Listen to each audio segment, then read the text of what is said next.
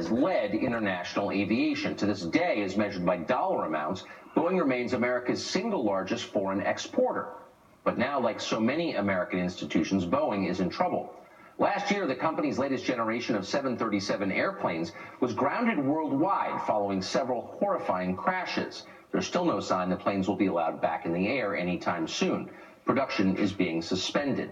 In business terms, this is a disaster, both for the company and for the airlines. How did it happen? Well, at least part of the responsibility lies with CEO Dennis Muilenburg, who has been in charge at Boeing since 2015. Fittingly, Muilenburg is now being fired, which on the face of it sounds like good news. Someone in corporate America is finally being held accountable for screwing up. But before you celebrate, wait for the fine print. According to recent SEC filings, Muilenburg is walking away with more than $26 million in cash and stock. $26 million. That's his punishment. And by the way, that figure could more than double to over $50 million, depending upon the final terms of the settlement. Here's some context for how much money that is. A rank-and-file employee at Boeing might make $60,000 a year. That's a decent salary in many places. It would take a worker more than 400 years to earn as much as the supposedly disgraced Dennis Muilenburg is getting in his severance package.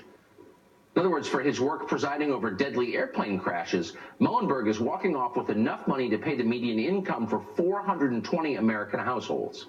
Whoa. And if that sounds perverse to you, keep in mind, it's no longer unusual. Since 1978, CEO salaries at America's largest corporations have risen by a factor of more than 10. Meanwhile, and this is the critical point, average workers have seen their wages stagnate, in some cases decline. In 1965, CEOs in this country earned 20 times as much as regular employees. As recently as 1989, they out-earned employees just 58 to 1. Today, that ratio has risen to 278 to 1. No wonder people are sending money to Bernie Sanders. That's what happens when you abuse the system. You discredit capitalism, and big business has in many cases done exactly that.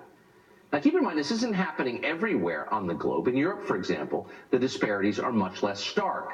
Airbus CEO Tom Enders made $10 million in 2017. That's a lot, but it was half as much as Boeing's Dennis Muilenburg made, and Airbus planes didn't even crash. This is an ugly trend. But it's actually worse than that. It's dangerous for our country. Why?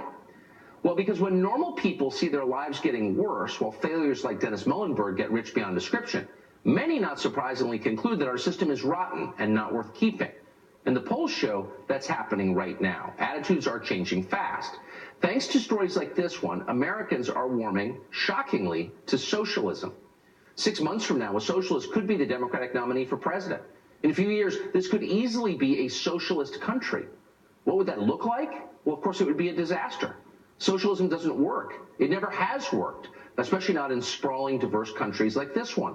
Under a socialist regime, hundreds of millions of Americans would see their lives get dramatically worse, while demagogic morons like Alexandria Ocasio-Cortez would become vastly more powerful. That's socialism.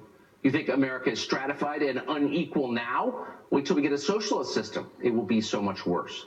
That's coming, by the way, and at high speed. Why?